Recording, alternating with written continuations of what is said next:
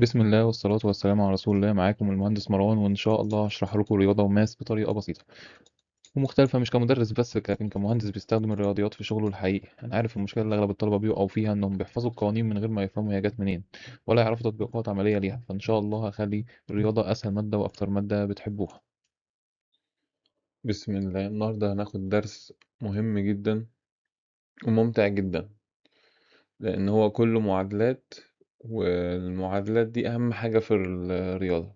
ان شاء الله كده لما تخش هندسة انت هيبقى عندك بقى ماس 2 ماس 3 كلها معادلات. يعني هنا انت بيبقى عندك مجهول واحد ومطلوب انك تجيبه، لا ده انت قدام هيبقى عندك هو معلوم واحد والباقي كله مجاهيل ومفروض تجيب كل المجاهيل دي. فدرس مهم جدا اسمه المعادلات الخطية linear equations. نرجع مع بعض. ايه تاني هو equation concept؟ ايه هو مفهوم الايكويشن؟ An equation is a mathematical statement expressing that two mathematical expressions are equal. يعني هي عبارة عن اتنين expressions، واحنا بنقول ان هما equal وبنحلهم على هذا الأساس. ماشي، يبقى في expression هنا كده ايا كان بقى 2x مثلا بلس 5 هنا، x بلس 2 وهكذا، وبتحلهم وتجيب قيمة x.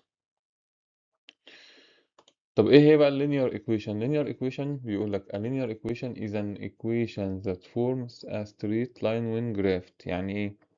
يعني لما تيجي يبقى عندك كده الجراف linear equation دي لازم تبقى straight line، يعني ممكن تبقى كده.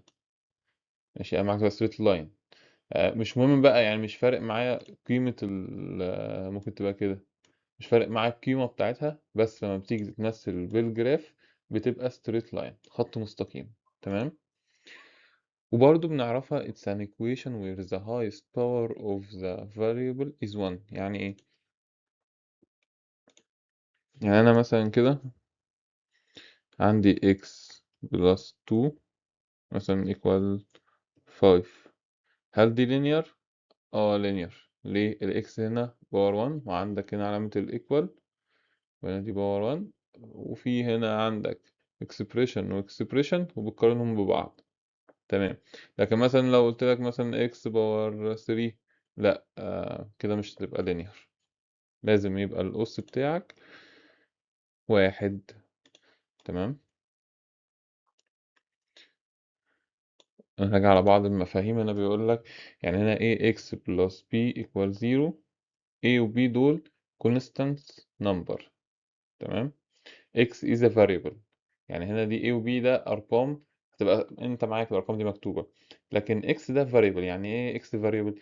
يعني انت مش عارف قيمته لسه، متغير، ممكن يبقى واحد اتنين تلاتة أربعة. واهم حاجه تبقى ايه، ما تبقاش بزيرو، لان انت لو ايه بزيرو طب ما انت هتضرب الايه في اكس بقت زيرو، طار اساسا الرقم اللي انت عايز تجيبه. ماشي. فهنا مثلا يعني ايه قلنا variable ده اللي هو متغير a symbol like x و y. coefficient اللي هو المعامل the number multiplying the variable. يعني مثلا هنا ايه الكوفيشنت؟ هنا المعامل هنا ايه ال 3، وايه الفاريبل هنا الاكس. تمام. constant عدد ثابت a number without a variable like 5. يعني هنا مثلا لو كتبنا هنا مثلا ايه x بلس 2، خلينا نقول 3x. ماشي. هنا ده كده ايه variable. طب ده ايه coefficient. طب ده ايه constant. طب هنا السوليوشن ده ايه اللي بيبقى مكتوب هنا بعد الايكوال؟ balanced balanced equation اللي هي المعادلة المتزنة. what you do to one side you must do to other side. يعني مثلا فلنفترض مثلا هنا دي مثلا 10. طب انا هنا عايز اطير الاتنين دي، صح؟ احنا عارفين ان احنا هنبقى عايزين نطير، فبتقوم جاي طارح من الناحية دي اتنين، وهنا تطلع برضه اتنين. تمام. اللي احنا بنكتبها اللي تبقى 3x equal 10.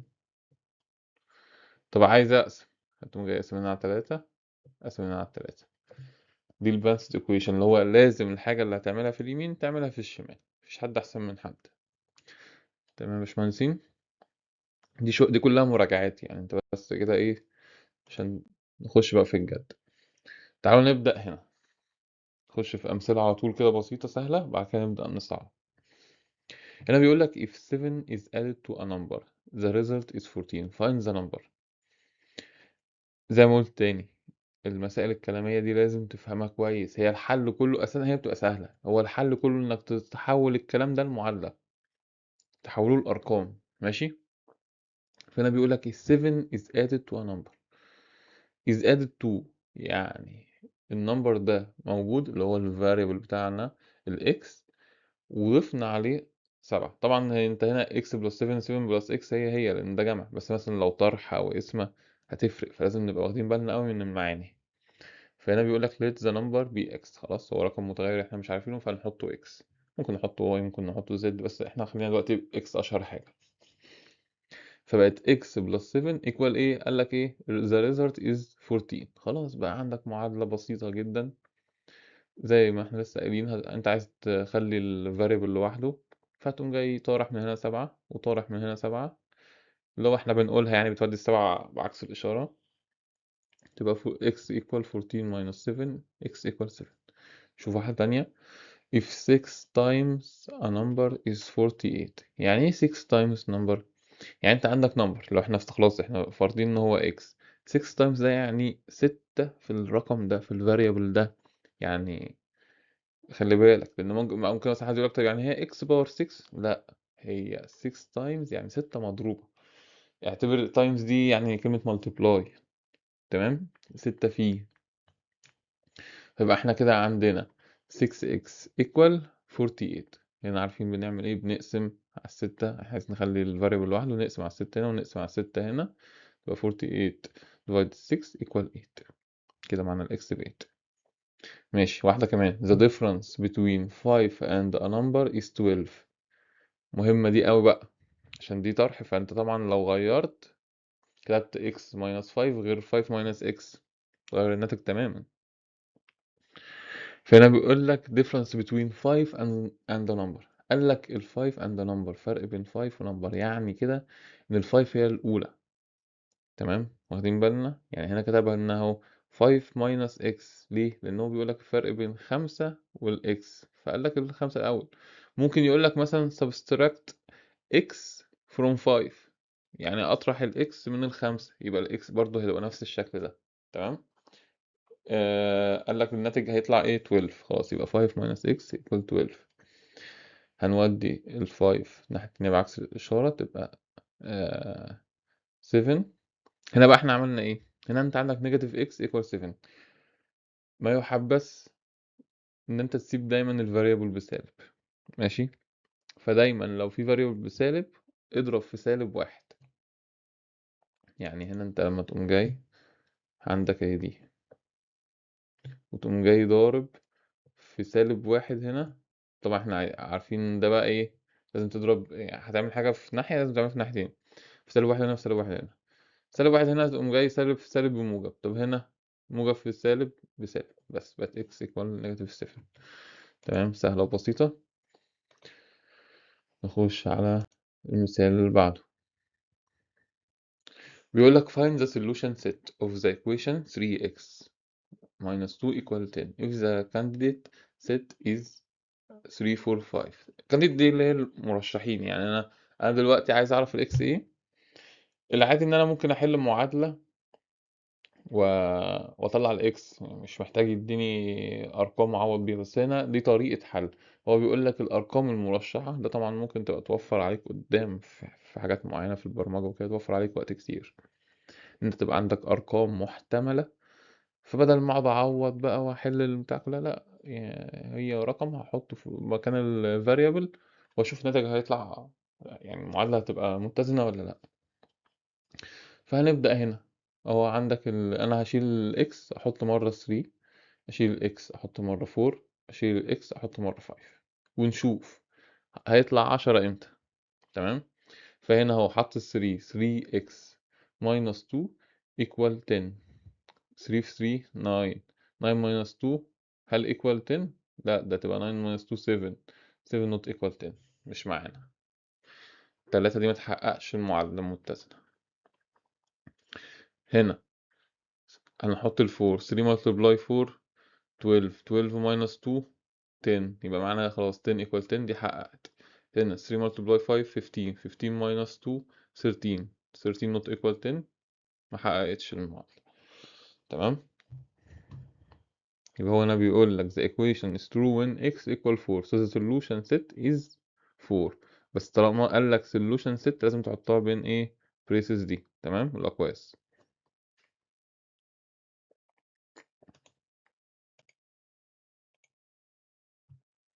ماشي ناخد فكرة كمان. هنا بيقول لك السولفنج equation دي ليها طريقتين نحل بيها.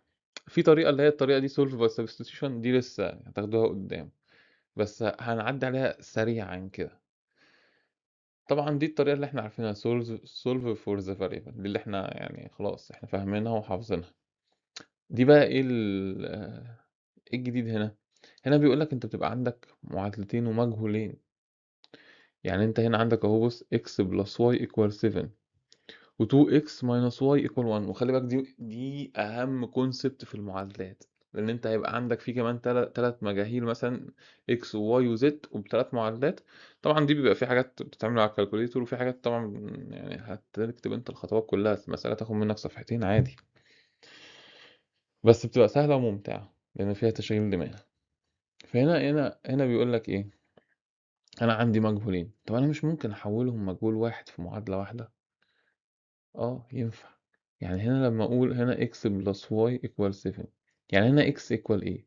x equal 7 minus y. خلاص طب ما هنا اشيل الواي دي واحط ال x اللي انا جبتها. يعني انا جايب هو عندي x اهي، عندي اهي x. ماشي. قصدي عندي اشيل الاكس واحط مكانها الاكس. عندي هنا x، خلاص جبت x. طب المعادلة هنا دي، المعادلة دي فيها كام مجهول؟ x و y. طب هو انا لو شلت الاكس دي وحطيت نفس القيمة دي، مش هتبقى كده المعادلة كلها فيها مجهول واحد اللي هي واي بس؟ يعني زي ما هنا كده قمت شلت الاكس وحطيت اللي هي القيمة دي، صح؟ انا ما تتلخبطش يعني، انا فهمتها ما فهمتهاش كده كده لسه هتشرح قدام، بس انا حبيت بس اديك فكرة. وبتكمل بقى حل المعادلة عادي خالص. انت كده بس تبقى عندك مجهول واحد، هتحل معادلتك عادي خالص. هتجيب واي، جبت واي هتعمل ايه؟ واي تعوض بقى هنا، تشيل واي دي وتحط القيمة اللي انت جبتها، او تشيل واي دي، الاتنين هيدوك نفس الناتج، او يعني الاتنين هيحققوا المعادلة. طب الطريقة اللي احنا بقى مهمة دلوقتي العادي خالص، انت عندك مجهول واحد وبتحلها عادي. هنا مثلا 2x plus 3 equal 11. هنا هتقوم جاي مودي 3 بعكس الإشارة وأقسم على الاتنين، سهلة جدا. ماشي.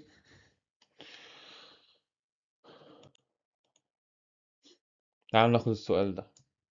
هنا بيقول لك each of Nura and Karim solves the equation. ماشي. one of them follows the correct steps. who is correct؟ بيقول لك في واحد منهم حل صح، واحد حل غلط. احنا عايزين نعرف مين الحل صح. نبدأ بمين؟ تعالوا نبدأ بنورة عشان ما تزعلش. هنا بيقول لك 3x minus 4 equal 11. ماشي، دي المعادلة بتاعتنا اهي. عملت ايه؟ عايزة تطير الأربعة. ماشي، جمعت أربعة هنا وجمعت أربعة هنا، صح. بقت 3x equal 15. ماشي، هنا نيجاتيف 4 بوزيتيف 4 هتطير، هنا 11 بلس 4 تبقى 15. بعد كده تقسم على التلاتة. ماشي، وقسمت على التلاتة هنا برضو، تلاتة على التلاتة طارت، 15 على التلاتة ب5. خلاص شكل كده نورة هي الصح. تعالوا نشوف كريم. هنا 3x minus 4 equal 11. هنا عمل ايه بقى؟ هنا شايفين هنا ماينس، ودى الماينس بنفس الإشارة مش بعكس الإشارة. يعني هنا عمل بلس 4 وهنا عمل ماينس 4، فطبعا هتطلع ناتج تاني خالص وهتبقى المسألة غلط. تمام، فنركز في الكونسبت ده. اسمها يا إما بنودي رقم الكونستانت ده بعكس الإشارة، أو تريح نفسك بالطريقة دي، الطريقة اللي هي عمرك ما تتلخبط بيها. انا عندي دلوقتي ماينس 4، اطيرها ازاي؟ اعملها بلس 4. طب انا هسيب دي لوحدها؟ لا، تعملها بلس 4 برضه. ماشي. نركز في المثال ده، هو سهل، بس زي ما قلنا قبل كده، احنا 90% من حل المسألة انك تحول الكلام ده لمعادلة، وانت خلاص كده حلتها. بيقول لك a cafe offers a loyalty card. loyalty card ده يعني زي مثلا عضوية، كارت عضوية مثلا. For every cup of coffee you buy you collect 40 points. يعني انت كل فنجان قهوة هتشتريه هتاخد 40 بوينت، 40 نقطة. تمام. Also when you join the program you get 20 points as welcome bonus. يعني انت اصلا اول ما تاخد كارت العضوية دي هتاخد عليه 200 بوينت. تمام. بعد كده كل كاب هتشتريه تاخد عليه 40 بوينت. فبيقول لك انت محتاج if you need a total 600 points to get a free drink. انت اساسا محتاج 600 بوينت عشان تاخد اول مشروب مجاني ليك. بيقول لك write an equation to find the number of cups of coffee you need to buy. ماشي. يعني هنا دلوقتي بيقول لك آه اول حاجة البوينت بير كاب. تمام، دي حاجات لازم نستنتجها ونفهم. انت عندك 40 بوينت، ماشي، لكل كاب 40 بوينت. طب وانت اساسا داخل معاك كام؟ في اساسا معاك 200 بوينت ويلكم بونص. فانت عندك الويلكم بونص 200 بوينت. طب فلنفترض سعر فنجان القهوة المجاني كام؟ المفروض توصل كام؟ اهو الفري 600 بوينت. دي كلها حاجات انت استنتجتها من المسألة. ماشي. فهو انت كده بيقول لك كون لي معادلة. طب واحدة واحدة. انت مبدئيا داخل ب 200 بوينت، ماشي، صح كده؟ مش انت كده كده اساسا معاك 200 بوينت، ماشي، والمفروض هتجمع عليهم بوينتس القهوة، صح؟ والمفروض ان انت عايز توصل لكام؟ ل 600. انا عايز اوصل ل 600 بوينت. فهنا بقى الفكرة، كام بقى فنجان قهوة يوديني ل 600؟ فهمنا الفكرة في ايه؟ يعني انت كده كده هنا معاك ايه؟ 200 بوينت، انت خلاص داخل بيهم 200 بوينت كده كده هم على الكارت، وانت عايز توصل 600. اجمع كام فنجان قهوة عشان يديني ل 600؟ فهنعبر عنه بايه؟ نعبر عنه باكس. تمام. بس خلي بالنا مش اكس بس، لان انت ايه، انت عارف طبعا ان هي كل فنجان قهوة ب40 بوينت، فانت هتبقى 40 في اكس. تمام. تقوم جاي كاتب هنا 40 اكس. يعني انت عارف ان هي كده كده ب 40، بس كام بقى؟ يعني 40 مضروبة في كام فنجان انت متعرفش لسه، فتحل ساعتها المعادلة. هتقوم جاي هنا ال 40 اكس، ال 200 هتوديها الناحية التانية بعكس الإشارة. هننزل برضو ال 40 اكس، تبقى هنا 400. 600 ناقص 200 ب400. نعمل ايه بعد كده؟ نقسم على 40. نقسم طبعا في الناحيتين على 40. 40 على 40 هتطير تبقى اكس. 400 على 40 ب10. 10 ده ايه؟ خلي بالنا 10 ده ايه؟ number of cups عشان توصل للفري درينك. تمام. فهمنا مسألة. يبقى انت كده بقى لما تيجي تعوض، انت كده 10 دي تعوض بيها هنا. 10 في 40 ب400. 200 زائد 400 يبقى 600. يبقى انت كده معاك ال 600 بوينت اللي هو قايل لك عليهم.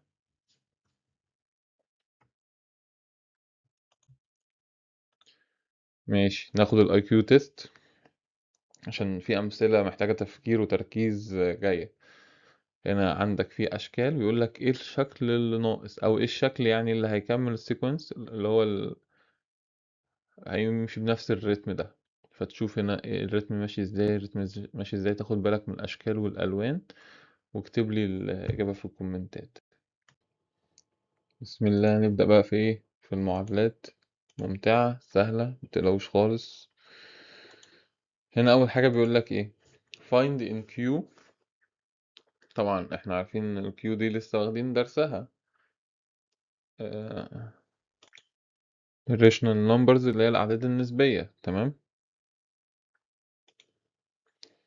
فهنا بيقول لك 4 multiply x minus 5 equal 20. حل المعادلة عادي خالص. هنا أول حاجة ايه، هنا في ناس ممكن تقول لك طب ما اضرب الفور دي هنا. طب وليه؟ يعني هي صح، بس انت مش هنا في الطرفين يقبلوا اسم على حاجة يعني، او كمان مش على اي حاجة، ده هنا يعني مش ال20 دي تقبل اسم على الأربعة، وهنا الأربعة دي ونطير الأربعة بدل ما نضرب ونقسم يعني هتوفر على نفسك خطوتين. يعني هنا أهو تبقى 4x minus 5 equal 20. مش ممكن أقسم دي على 4 وأقوم جاي قاسم دي كلها، حد ده كله على 4، فيديك ساعتها x minus 5 equal 5.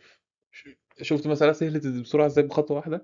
انت بقى كنت لسه هتضرب الأربعة تبقى 4x minus 20 وتودي، هتبقى لسه فيها ايه، خطوتين زيادة.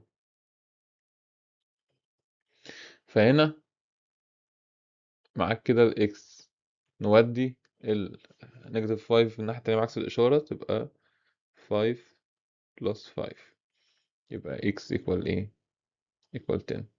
شكرا. هل ال ال10 دي بتبيلونج لكيو؟ طبعا بتبيلونج لكيو. يبقى النمبر السولوشن ست، هو بيقول لك هات السولوشن ست، يبقى السولوشن ست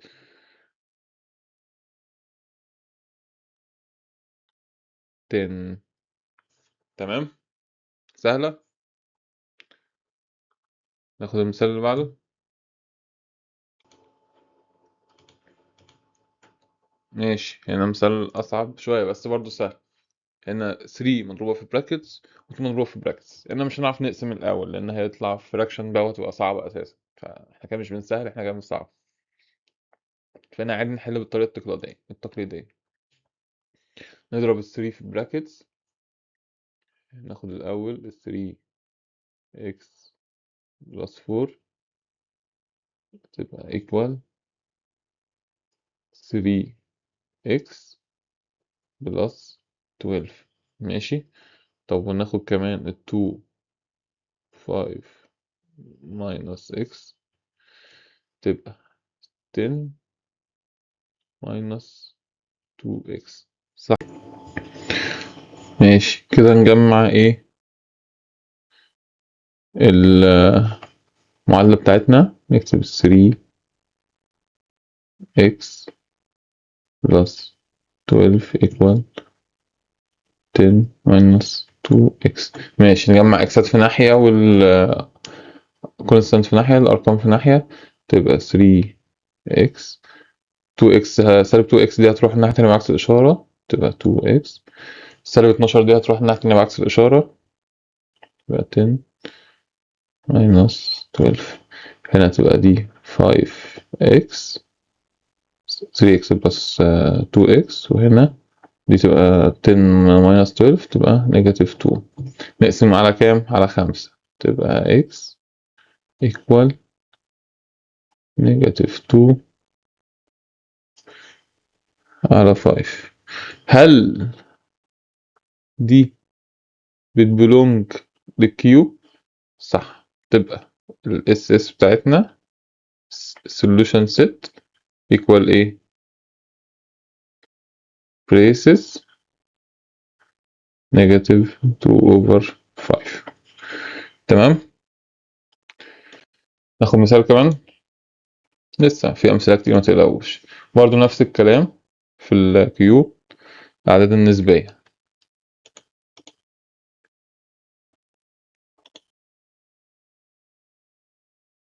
هنا بيقول لك 2x بلس 3 و x بلس 9. ده مثال سهل ده. ماشي يلا نحله. طبعا انت بتوقف الفيديو، مش يعني كل مرة هقول افكرك بتوقف الفيديو وتحلها وتشوف حلك صح ولا لا، عشان تشوف انت غلطت في ايه واكن انا بصحح لك. ماشي هنا هنقوم جايين مجمعين الاكسات مع بعض. 2x ماينس x. ماشي الاكس راحت ناحية تانية بعكس الإشارة، والتلاتة هتروح ناحية تانية بعكس الإشارة، تبقى 9 ماينس 3. تمام، تبقى هنا دي كده x 2x ماينس x بx، وهنا 9 ماينس 3 6. x equal 6.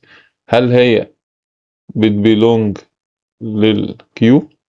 يبقى الاس اس بتاعتك 6. تمام. يلا مثال كمان. في نص بقى وحركات، بس متقلقوش هتبقى سهلة.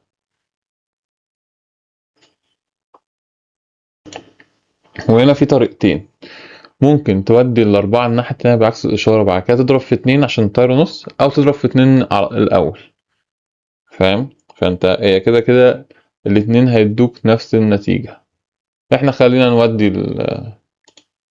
الأربعة الناحية التانية بعكس الإشارة الأول، تبقى هنا كده عندك النص إكس، وهنا 10 ماينس 4. تمام. هنا النص إكس equal 6. نعمل إيه؟ نضرب في اتنين.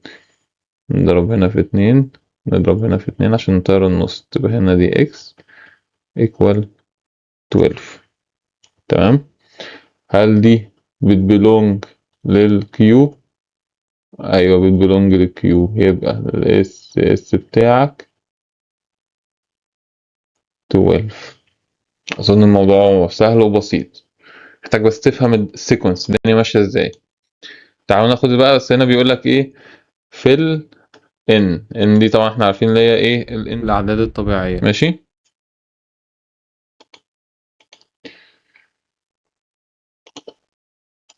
هنا بقى في حاجة في المثال ده عايزك تشوف، يعني وقف وحلها. لو ما عملتهاش هزعل لأن أنا لسه قايل لك عليها.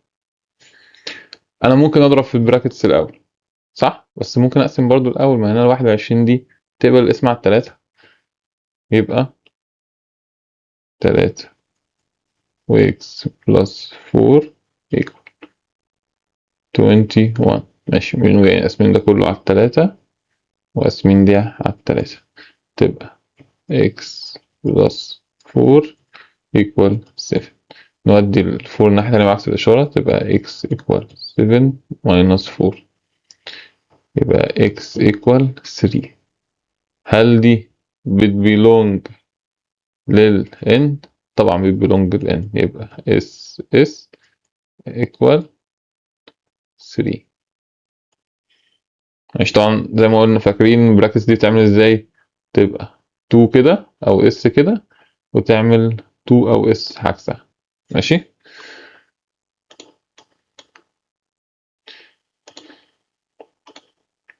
المثال اللي بعده برضو سهل، هنا بيقول لك 5 plus 2x equal 13.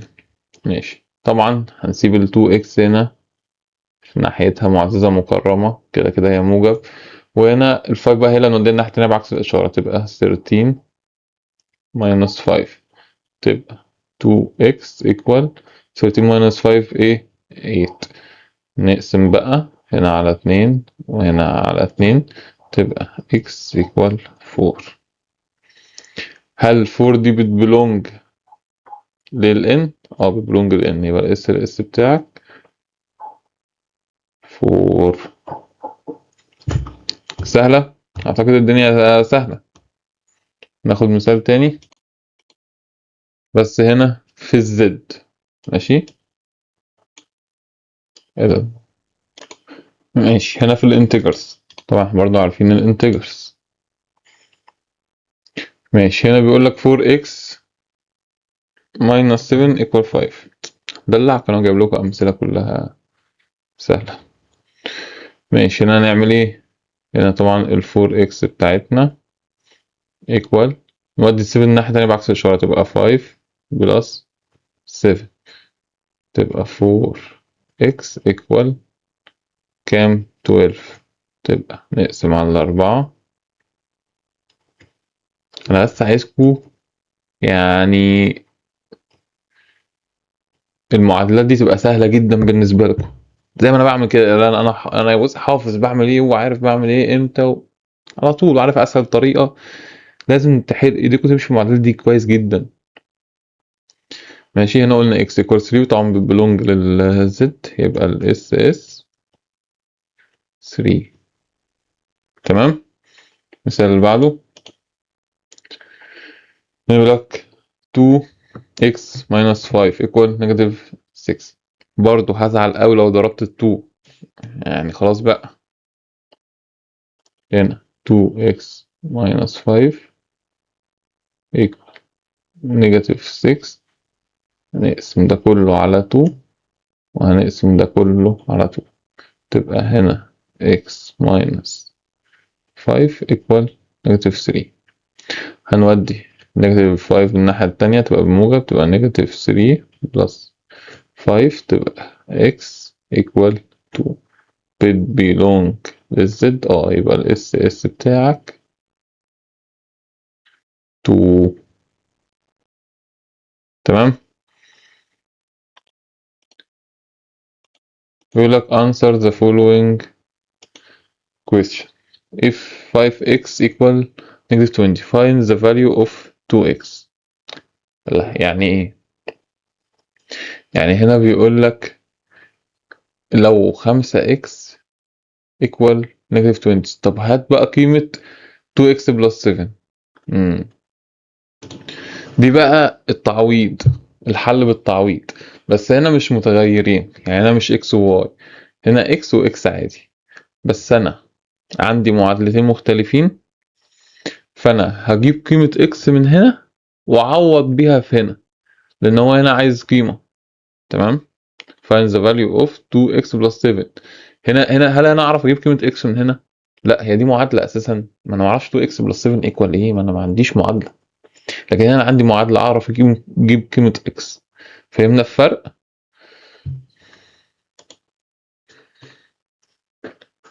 هنا هنحل، تبقى ال 5x اهي نكتبها equal negative 20. نعمل ايه؟ نقسم على 5. هنا نقسم على 5 هتبقى x equal negative 4. تمام. كده جبنا ايه؟ قيمة x. نعوض بقى بيها ايه؟ هنا عندك ال 2x plus 7 لما الاكس بتبقى equal 4، يبقى هنشيل هنا x، هنحط بقى هنا دي، نعوض دي هنا كده تبقى 2، وهنا x نشيل x نحط نيجاتيف 4 بلس 7. تمام. نحل بقى نطلع الناتج 2 multiply نيجاتيف 4 تبقى نيجاتيف 8 بلس 7 equal ايه؟ يبقى equal نيجاتيف 1. نزل على الإشارة الكبير ونطرح. ناخد مثال كمان. هنا بيقول لك if y over 4 equal 6 find the value of 3 multiply y negative 5. نفس الفكرة، هنا عندك دي equation أقدر أجيب منها قيمة المجهول، لكن هنا دي مفيش equation. هجيب الواي هنا ازاي؟ ما اعرفش equal ايه أساسا. الحد ده كله ده كله equal ايه؟ ما اعرفش. فلازم أجيب الأول قيمة y من هنا. ماشي. فهنا تبقى y over 4 equal 6. نعمل ايه؟ نضرب في 4 في الطرفين، تبقى هنا دي y وهنا دي 24. تمام. ضربنا هنا في 4، ضربنا هنا في 4. نعوض بقى في معادلة، هنا 3y minus 5 لما الإكس ده، ما قصدي الواي، تبقى بكام؟ ب24، يبقى 3 وهنا 24 ماينس 5 تبقى 3 في 24 بكام؟ 72 ماينس 5 equal 67. تمام؟ دي الإجابة بتاعتنا. فهمنا كده المسألة دي سهلة برضو. احنا كده خلصنا. زي ما قلت درس مهم سهل بس مهم جدا. لازم ايدك تبقى ماشية في المعادلات دي كده زي السكينة في الحلاوة. هنا عندك سؤالين، حلهم واكتب لي الإجابات في الكومنتات، ولو في أي مشكلة في الأسئلة أو في أي حاجة تانية في الشرح قول لي وأنا ممكن حتى أعمل لك فيديو صغير. تمام، وبكده نكون خلصنا درس النهاردة. لو فهمت فكرة كويس هتلاقي إن باقي المسائل هتبقى أسهل بكتير. ولو في أي نقطة وقفت معاك ارجع للشرح تاني خطوة خطوة. وما تنساش تعمل لي فولو وشير لأصحابك، ونشوفكم في الدرس الجاي إن شاء الله.